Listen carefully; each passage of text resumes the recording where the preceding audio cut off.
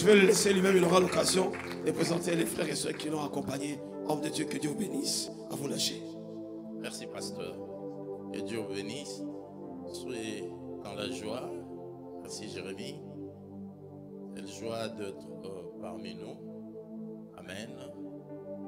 Effectivement, je vais nous demander de prendre place calmement. Encore debout tout à l'heure. Je ne suis pas venu seul. Par la grâce de Dieu, j'ai 3 de mes fils qui sont là. Et très fier de les avoir. Il y a David Jolani déjà qui est au service. Est-ce qu'on peut l'acclamer par la grâce de Dieu? Un garçon extraordinaire. Il a un don pour l'église. Et très fier de l'avoir. Et il est comme son nom. C'est lui que je veux présenter. Il a un avenir avec Dieu extraordinaire. Il est toujours au pied. Je parle de Paul. Paul qui est avec moi. On acclame le Seigneur pour Paul. Paul. Et j'ai deuxième du nom, ou quatrième du nom, Muchita. Hein? C'est mon fils aîné, David Muchita, qui est là. Est-ce qu'on peut acclamer le Seigneur pour lui? Que Dieu soit loué. Amen. Je tiens d'abord à dire merci au pasteur Nomag. Je ne sais pas s'il est où, je ne le vois pas encore pour le moment. Nous disons merci pour lui de nous permettre de parler de la part de Dieu. Et nous disons aussi merci à maman Lily, que nous aimons beaucoup. Et vous avez les salutations de tout le peuple de Cité de Gloire, Cité de Paix, Ville de Refuge. Et c'est un honneur pour nous d'intervenir dans ces programmes. Et c'est la dernière ligne droite. Et je crois que ce n'est pas en vain que tu as jeûné pendant 21 jours. Je veux que tu dis à quelqu'un, ça marche toujours. Non, dis-le à 3 personnes, ça marche toujours. Ça marche toujours, ce programme. Ça marche toujours. Tous ceux qui sont là où ils sont, c'est parce que ce sont des hommes et des femmes qui ont appris à jeûner, à prier et à persévérer. On va faire une pédagogie un peu différente en respectant tout ce que l'homme de Dieu a l'habitude de faire. Si nous avons un lecteur, parce que nous allons donner un peu tous les textes et après quoi nous allons développer la parole de Dieu. On est d'accord? Ok. Nous allons nous mettre debout parce que nous aimons bien quand nous lisons. Dieu sait les honorer. Prends ta Bible avec moi. Avant tous les textes, l'homme de Dieu parlait de l'ombre, mais j'aimerais que nous lisons ensemble, tout le monde ensemble, le psaume 91, juste le verset 1 et 2, avant d'avoir d'autres textes qui peuvent nous guider pendant ce programme.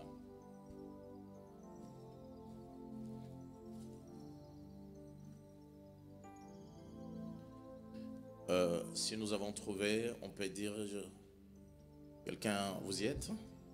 On va lire ensemble le verset 1 et 2, on y va? C'est lui qui demeure sous l'abri du Très-Haut, repose à l'ombre du Tout-Puissant. J'ai dit à l'Éternel, mon refuge, mon Dieu en qui je me confie. Je crois que nous sommes vraiment sous la protection de Dieu. Donc voilà. Je vais nous donner le texte qui vont nous guider pendant ce temps. Le lecteur, il est là, il est prêt. Jérémie est prêt? Ok. Genèse chapitre 4, le verset 1 à 11.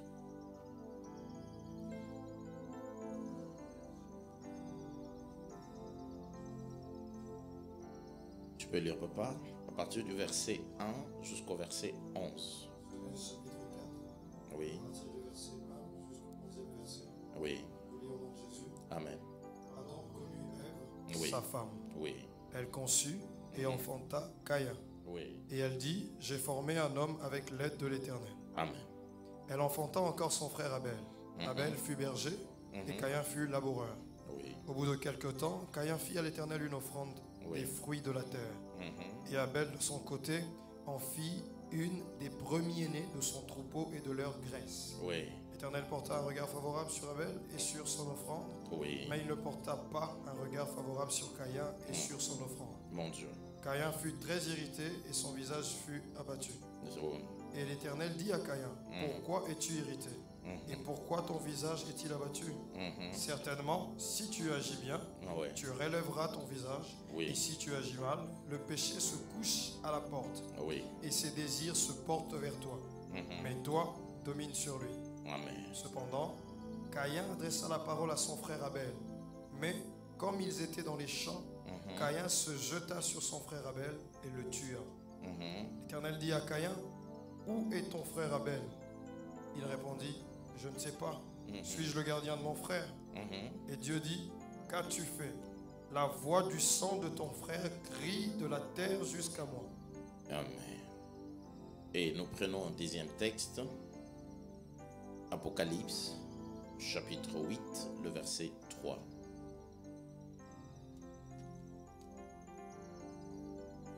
Apocalypse chapitre 8 verset 3. Oui. Lisons au nom de Jésus. Amen. Et un ange vint et il se tint sur l'autel. Oui. Ayant un ascensoir d'or, Oui. on lui donna beaucoup de parfums afin qu'il les offrît avec les prières de tous les saints sur l'autel d'or qui était devant le trône. Amen. Hébreux chapitre 11, verset 3.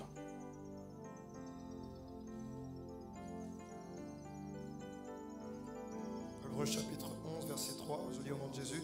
Oui. C'est par la foi que nous reconnaissons que le monde a été formé par la parole de Dieu, Amen. en sorte que ce qu'on voit n'a pas été fait de choses visibles.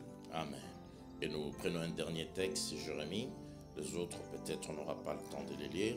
Nous sommes dans Nombre, chapitre 25, le verset 6 à 8.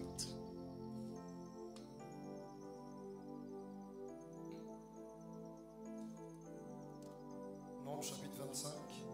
Verset 6 à 8, fils. Alors, verset 6 à 8.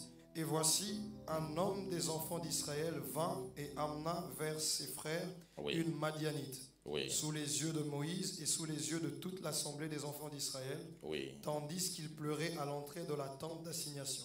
Oui. À cette vue, Phiné, Il y a quelqu'un finé. Phiné. Oui. Continue. À cette vue, Phiné, fils d'Éléazar, fils du sacrificateur Aaron, se leva du milieu de l'assemblée et Oui. prit une lance dans sa main.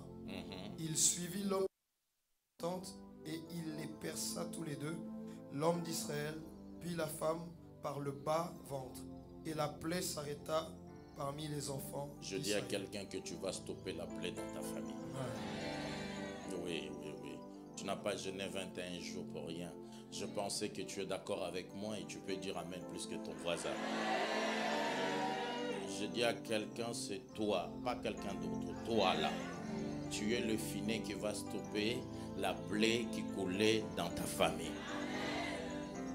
Au nom de Jésus. Seigneur, change les logos en réma. Au nom de Jésus. Amen. Pouvons nous asseoir. Je bénis Dieu. Merci encore, comme il est là, maintenant je peux lui dire encore merci. Merci Pasteur Nomad de nous donner l'opportunité de parler de la part de Dieu et au peuple de Dieu. C'est toujours un privilège de parler au peuple de Dieu.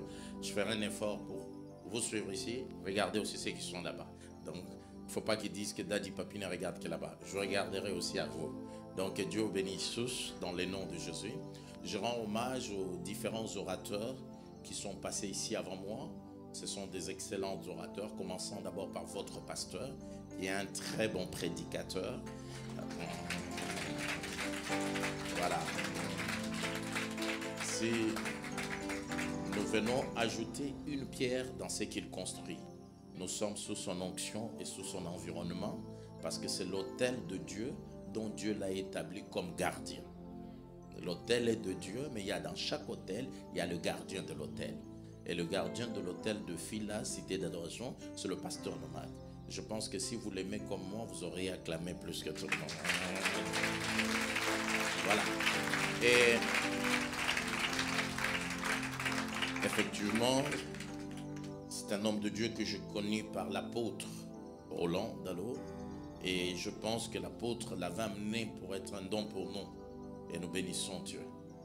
Et aussi, je rends hommage à tous les orateurs qui ont prêché dans ces programmes avant moi.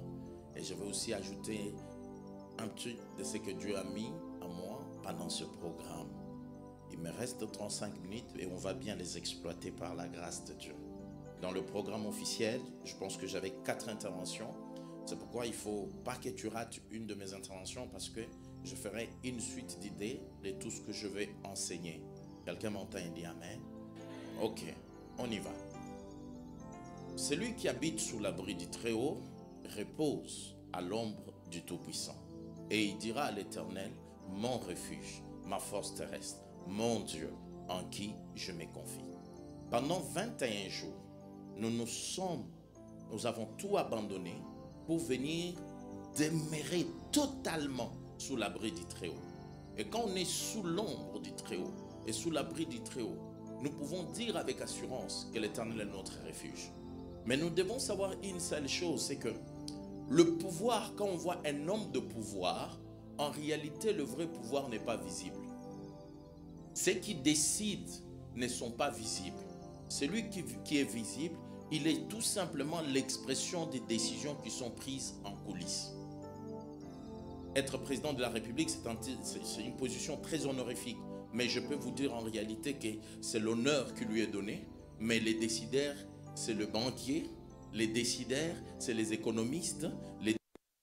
Et la politique ne fait qu'exécuter les décisions que certaines personnes décident et elles le mettent en pratique. Et qu'est-ce que je veux dire? Hébreu commence en démontrant une chose que celui qui s'approche de Dieu doit croire que Dieu existe. Il y a une nuance. Si on s'approche, c'est parce qu'on sait que Dieu existe. Mais quand il insiste qu'il doit croire que Dieu existe, parce qu'il y a des gens qui peuvent venir dans la présence de Dieu, mais ils ne croient même pas que Dieu existe. Et quand nous croyons que Dieu existe, nous devons bâtir quelque chose qui fait que notre vie sera différente de tous les autres. Je reviens à mon texte. La Bible dit, Adam connut Ève, sa femme, et elle conçut un enfant Caïn. Elle dit, j'ai formé un homme avec l'aide de Dieu. My God.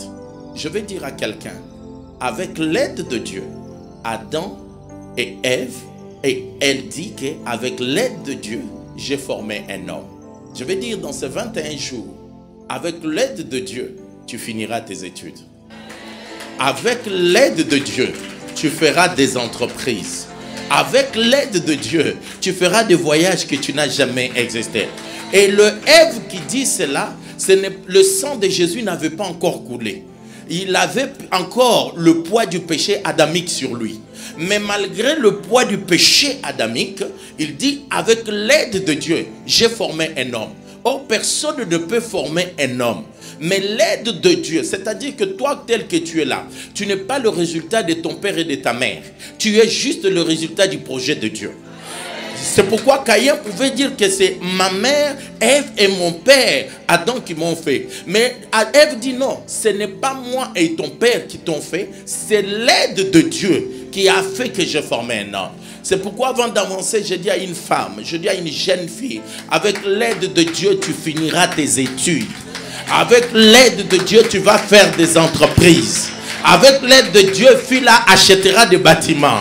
Avec l'aide de Dieu, nous irons de gloire en gloire. Avec l'aide de Dieu, l'impossible deviendra possible. Avec l'aide de Dieu, des choses qu'on ne pouvait pas faire, on aura la capacité de le faire. Avec l'aide de Dieu. Je parle de l'aide de Dieu. Quand l'aide de Dieu est dans la vie d'un homme, les choses qui étaient difficiles deviennent faciles.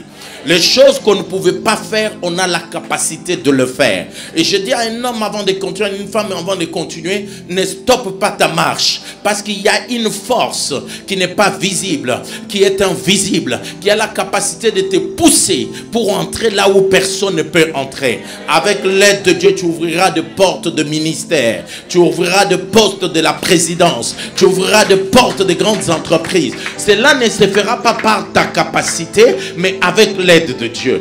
Et pendant ces 21 jours, tu es plus proche du puissant de Jacob.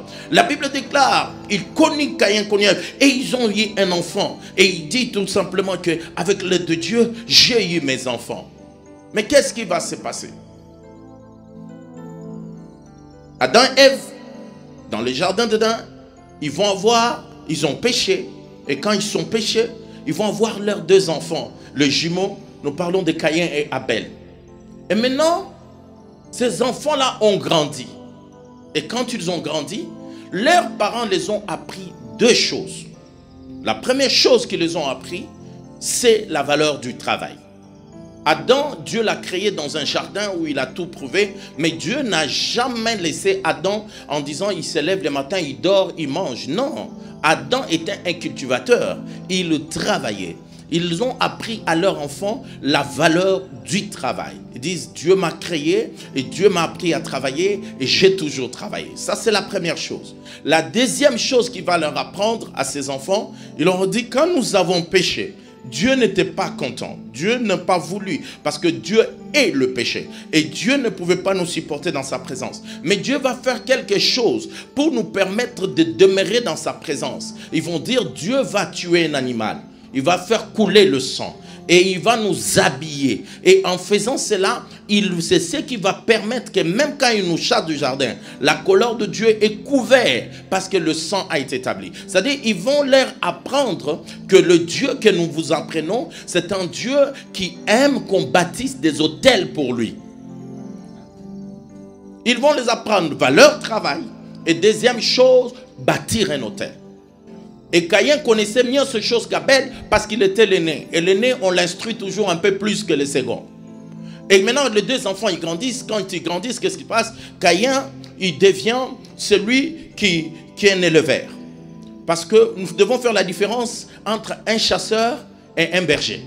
Le chasseur, il fait toujours l'opération soustraction. Parce qu'il va dans la forêt, il va tuer des animaux qu'il n'a pas élevés, qui ne connaît pas la difficulté, et il ne fait que faire soustraction sur soustraction. Mais tandis que le berger, si tu l'offres une vache, il est capable de rester affamé sans manger, de garder la vache, de sorte que demain, la vache peut donner d'autres petits, et d'autres petits à d'autres petits, et ainsi il deviendra riche. Alors lui, Caïn n'était pas un chasseur, et il était juste un berger. Et comme le moment de bâtir un hôtel est arrivé, ils se sont dit, nos parents nous ont appris que c'est Dieu ici. C'est un Dieu qu'il faut bâtir d'hôtel. Et quand ils sont en train de bâtir l'hôtel, la Bible dit ceci. De son côté, nous sommes au verset 4. Abel de son côté fut une de ses premiers-nés, de troupeaux, de leur grâce. L'Éternel porta un regard favorable sur Abel et sur son offrande. Mais il ne porta pas un regard favorable sur Caïn et sur son offrande. Et il fit très irrité.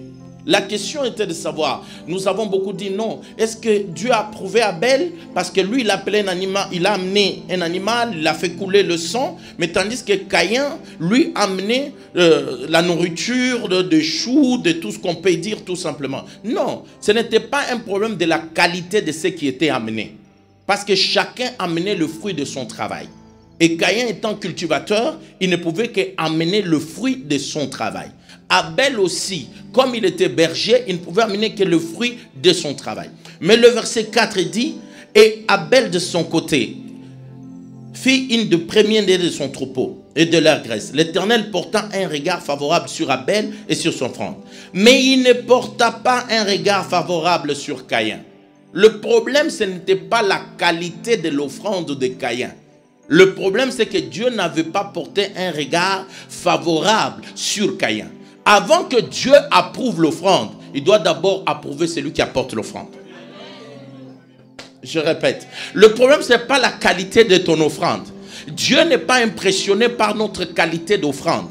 Dieu est impressionné par notre qualité de vie.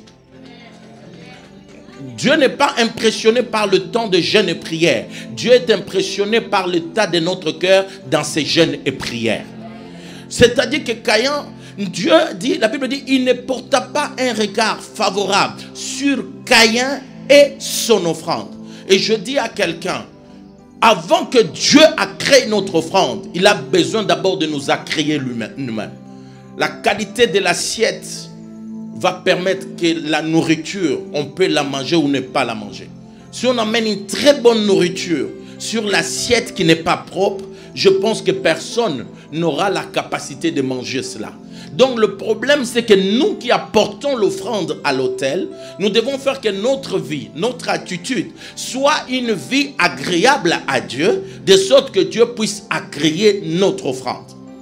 Donc ils les ont parlé de l'autel. Pourquoi? Parce que laissez-moi vous dire, l'autel, c'est le lieu de la rencontre entre l'invisible et le visible. L'autel, quand tu veux monter, l'endroit où tu dois investir toute ta vie, c'est sur ton autel. Tu ne peux pas monter plus haut sans investir dans l'autel. L'autel, quand tu investis dans l'autel, laisse-moi te dire, tu investis dans une grande destinée. C'est lui qui n'investit pas dans son autel. Laisse-moi te dire, tu es une personne légère. On peut te détruire facilement. On peut t'anéantir facilement. Mais plus, laissez-moi te dire, l'histoire d'autel, l'histoire d'adoration, l'histoire des louanges, l'histoire de prière, toutes ces choses, il ne faut pas badiner avec cette histoire. Le premier mort dans la Bible, il est où? Au niveau de l'autel. Le premier mort dans le Nouveau Testament, il est où? C'est quand Anania et Saphira n'ont pas accompli le vœu pour bâtir l'autel qu'il y a eu le premier mort. Cette histoire d'autel, il ne faut pas jouer avec. C'est ici à l'autel, cette histoire de prière, cette histoire de louange, cette histoire de prédicateur, cette histoire de la prière. Beaucoup ont trouvé l'élan pour être élevés et beaucoup aussi peuvent être écrasés. Dans ma langue, il y a une expression qui dit, plus on est courageux, on n'est pas sorcier, on peut y arriver. Non, les choses de Dieu, ce n'est pas le courage pour y arriver, c'est des choses spirituelles. Et cette histoire d'adoration, il ne faut pas jouer avec. Cette histoire de louange, il ne faut pas jouer avec. La force d'élévation d'une personne, ce n'est pas le pouvoir que tu vois. Si tu veux attaquer quelqu'un, n'attaque pas le pouvoir. Le pouvoir n'est rien. Mais il y a ce qui est le soubassement du pouvoir, c'est l'autel. Même Dieu, le créateur du ciel et de la terre, avant d'aller s'asseoir sur le trône, il passe devant l'autel. Apocalypse l'a dit. Il a dit, il y a un ange prenait le prière de tout et il les amenait où? À l'autel. Et Apocalypse précise, l'autel qui est devant le trône de Dieu. C'est-à-dire que Dieu, avant d'aller s'asseoir sur le trône, il doit passer devant l'autel. C'est-à-dire que si tu veux être élevé, si tu veux aller quelque part, commence d'abord à fortifier ton autel. Celui qui ne fortifie pas son autel, il s'affaiblit lui-même. Celui qui prend du temps, tu ne peux pas monter sans avoir un soubassement. Moi, je vois comment nous jouons avec les choses de Dieu. Mais celui qui sait que son élévation dépend du fétiche, du marabout. Laisse-moi te dire, cette personne-là, si le marabout lui a dit, avant de sortir, tu dois tourner ta maison 3 fois, même s'il est ivre, il le fera. Parce qu'il sait que sa vie dépend de ces actes-là. Et nous sommes des enfants de Dieu. Et la manière de bâtir notre autel, c'est où? C'est dans la présence de Dieu, dans la prière et dans la persévérance. C'est pourquoi quand le pasteur Nomak nous appelle à 4 heures, tu n'as pas le temps de rester sur ton lit, tu as le temps de courir ici, parce que c'est en passant du temps dans la présence de Dieu que tu bâtis ton autel. Cette histoire d'hôtel, il ne faut pas jouer avec. On t'a appris à détruire les hôtels, mais il faut qu'on t'apprenne à bâtir des hôtels. Parce qu'il y a certains combats, ce n'est pas des combats dont toi tu vas pour détruire l'hôtel. Il y a des combats de hôtel contre hôtel. Et quand plus ton hôtel est fort, plus tu vas vaincre certains combats. La personne qui ne prend pas soin de fortifier son autel, oh, quelque chose va venir. Il y a eu un homme, vous connaissez, je parle de Balaam et Balak. Balak dit qu'il voit un peuple en train de venir. Il voit un danger. Et comme c'est un homme spirituel, il sait que je ne peux pas gagner ce peuple ici avec les armes. Non, leur force est ailleurs. Et Balak dit qu'il va chercher un prophète qui s'appelle Balaam. Et il amène Balaam et il dit, je bâtis l'autel. Et il bâtit l'autel. Il dit, Balaam, maudis-moi ce peuple. Mais pourquoi il ne pouvait pas le maudire comme ça? Il fallait d'abord bâtir l'autel. Mais quand ils ont voulu commencer à maudire le peuple, au lieu de le maudire, il a commencé à le bénir. Comment maudirais-je celui que Dieu a déjà béni? Je dis à une femme et un homme, que tu ne peux pas être maudit dans le nom de Jésus. Et toute malédiction lancée contre toi, je le déclare nulle et sans effet dans le nom de Jésus. Et qu'aucune malédiction ne t'atteindra. De la même manière qu'une semence ne peut pas croître sur un carreau, de la même manière, la parole de malédiction ne trouvera jamais. Je dis bien au nom de Jésus, jamais. Je croyais que tu allais dire jamais avec moi. Je répète encore, je croyais que tu allais dire jamais avec moi. Elle ne trouvera jamais de force pour t'anéantir. Parce qu'il y a un Dieu au ciel qui a déclaré. Donc le Dieu que je te sers, laisse-moi ouvrir une parenthèse. Ce n'est pas un slogan, c'est un Dieu vrai. Il est celui qui te défend même là où tu ne sais pas. Oh, quelqu'un m'entend et dit amen. Donc je vais dire quoi? Je vais dire que nous avons un Dieu qui peut nous défendre là où nous ne savons pas. Le problème c'est quoi? Parfois, tu es condamné dans certains tribunaux, même si tu n'es pas présent, mais tu seras condamné, les juristes savent, et tu seras condamné à défaut parce que tu n'es pas présent. Mais j'ai une bonne nouvelle pour toi. Ayant bâti ta vie en Christ, la Bible déclare que tu as un avocat. Non, tu n'as pas compris. Ah! Je vais dire à un enfant de fille là, je veux que tu sois sûr que toi, tu ne souffriras jamais comme Job. Non, tu n'as pas compris. Dis à 3 personnes que moi, je ne souffrirai jamais comme Job. Dis-le à 3 personnes. Moi, je ne souffrirai jamais. Je ne souffrirai jamais comme Job. Pose-moi la question, Daddy, Papi, pourquoi? Pose-moi la question, Daddy, Papi, pourquoi? Non, tu n'as pas bien posé la question, je ne peux pas répondre. Pose-moi la question, Daddy, Papi, pourquoi? Non, tu n'as pas encore bien. Pose-moi bien la question. On prêche ensemble, non? Pose-moi bien la question et je répondrai. Pose-moi la question, Daddy, Papi, pourquoi? Tu veux que je t'explique? Voilà, je vais t'expliquer. Quand au ciel, le Fils de Dieu se sont rassemblés, le diable est arrivé, il a commencé à accuser Job. Et il y a eu débat entre Dieu et le diable sur Job absent. Mais à cette époque-là, il n'y avait personne pour défendre Job. Mais aujourd'hui, au ciel, il y a un homme qui est monté au ciel. Il s'appelle Jésus. Lui, il connaît tes faiblesses, il connaît tes capacités. C'est pourquoi quand on t'accuse, il te défendra. Je dis à quelqu'un, il y a un défenseur au ciel. Il s'appelle le Dieu de la Bible. Il s'appelle l'avocat parfait. Il est celui qui dit une chose et la chose s'accomplit. Je vais te dire qu'il y a des avocats qui ne sont pas qualifiés dans certains tribunaux. Mais Jésus, ton avocat, il est qualifié dans tous les tribunaux. On t'accuse au tribunal du village, Jésus est présent. On t'accuse au tribunal de Bobigny, Jésus est présent. On t'accuse au tribunal du ciel, Jésus est présent. Et il va te défendre, quelle que soit la convocation. Je parle d'un Dieu différent, frères et sœurs.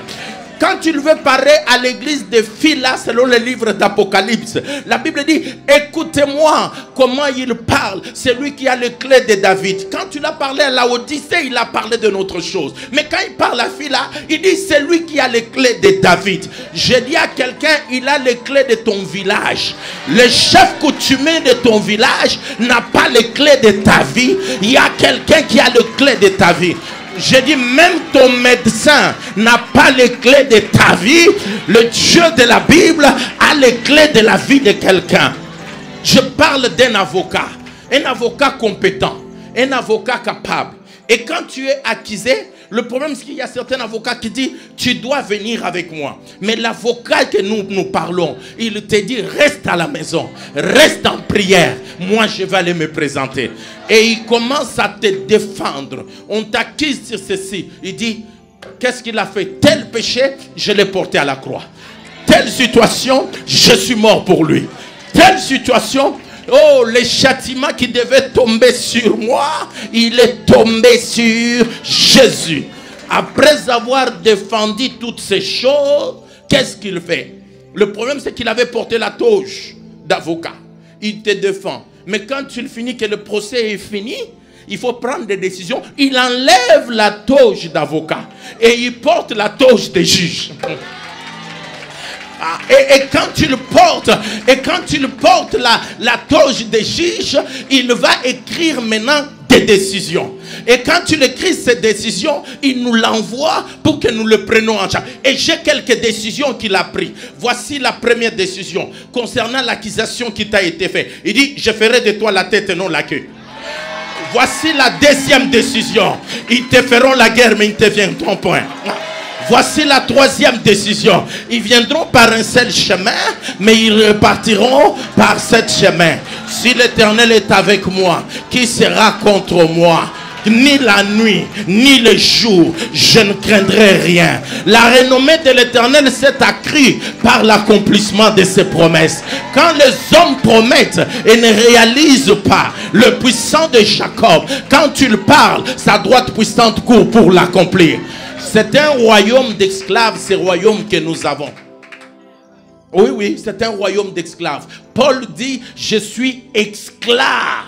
C'est un royaume d'esclaves. Et même Dieu lui-même est esclave. Parce que l'esclave est soumis à son maître. Et Dieu dit, quand sa parole sort, sa droite l'accomplit.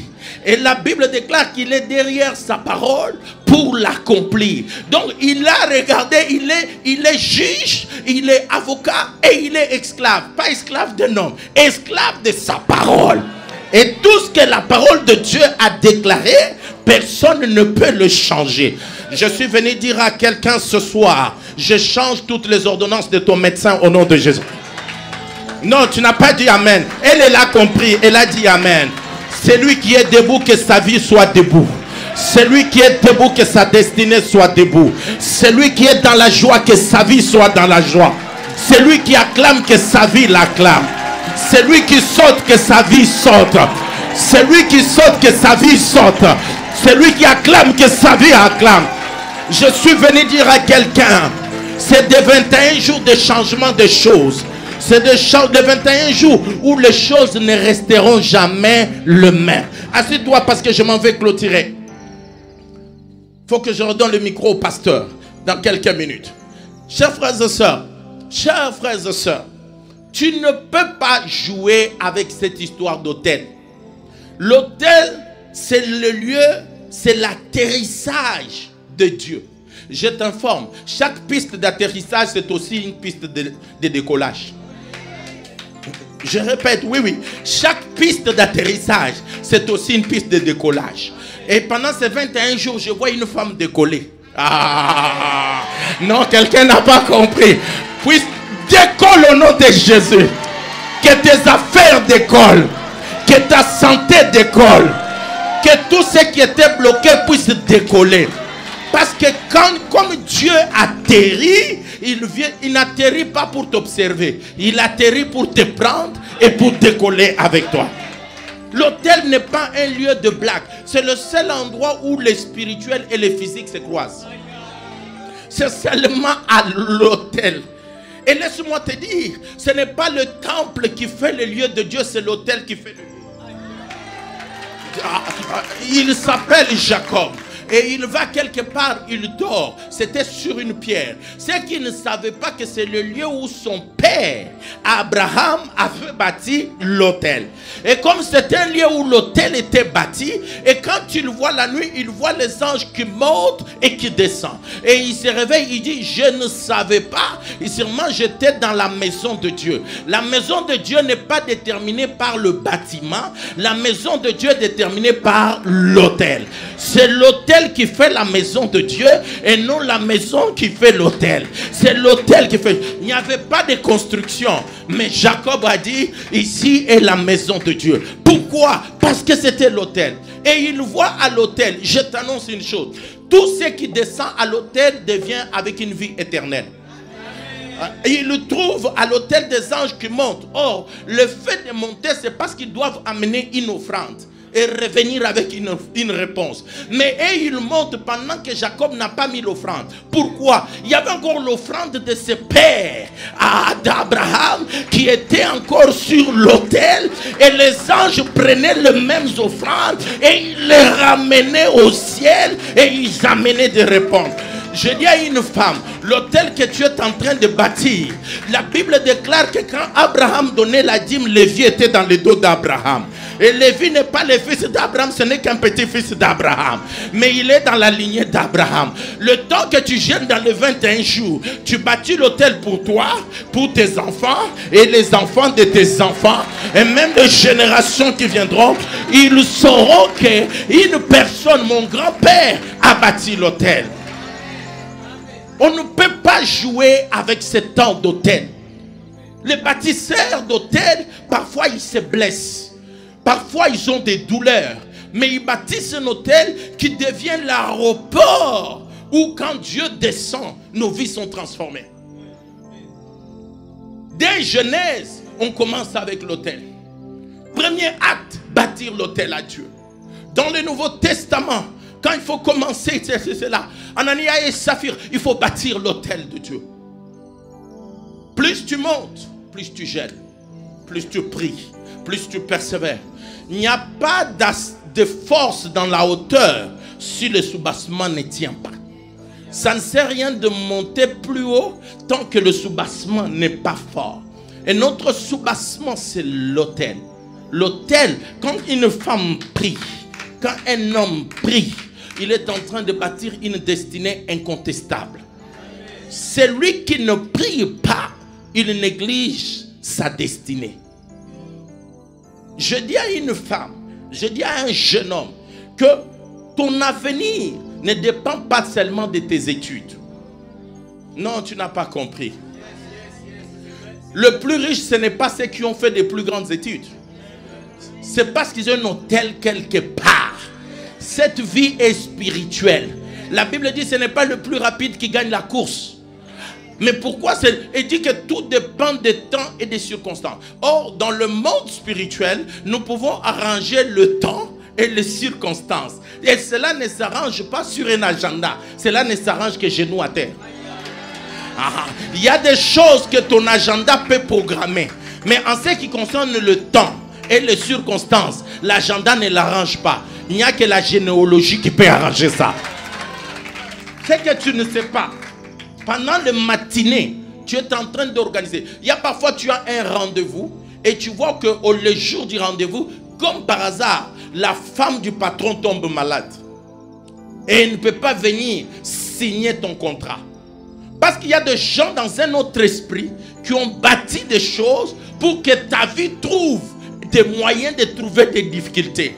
Mais moi, je t'annonce, ceux qui bâtissent avec Dieu, tu les as laissé trop le temps de décider sur ta vie. Mais maintenant, c'est fini là. Dans ces 21 jours, tu ne subis plus le calendrier, mais c'est toi qui imposes le calendrier. Non, quelqu'un n'a pas compris. Je dis que pendant ces programmes, tu arrêtes. Dis à quelqu'un, tu as trop subi. Dis à quelqu'un, tu as trop subi. Dis-le à 3 personnes, tu as trop subi. Tu as trop... Quand Yonggi Cho a commencé l'église, c'était avec de jeunes gens qui étaient peut-être que des étudiants, mais ils ont appris à bâtir l'autel. Les Asiatiques sont des gens très disciplinés. Alors, ils sont disciplinés dans le sport, ils sont disciplinés dans le spirituel. Et quand ils ont appris que la porte de sortie, la porte de succès est la prière, ils n'ont pas joué avec la prière. Et Yonggi Cho disait dans une de ses livres, il dit, sa tante le réveillait à 5 heures en le tapant, cours parce que c'est le temps d'aller prier. Laisse-moi te dire, quelques années plus tard, tous ces jeunes gens-là, c'est eux qui étaient de PDG de Toyota, de PDG de ceci, parce que cela n'était pas l'agenda des hommes, était l'agenda qui a été préparé dans la prière.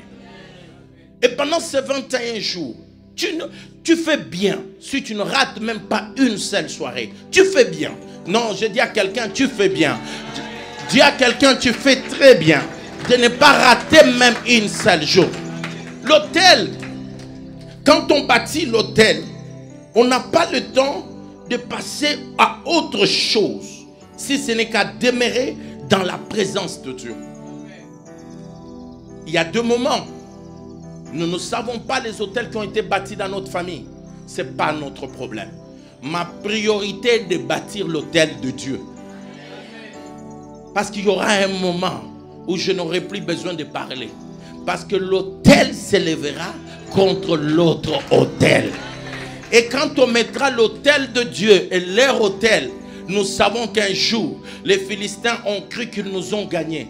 Ils ont pris l'arche et ils l'ont amené dans une salle où il y avait le dieu Dagon. Mais quand ils sont venus demain, ils ont trouvé tous les autres dieux inclinés en train d'adorer l'arche de Dieu.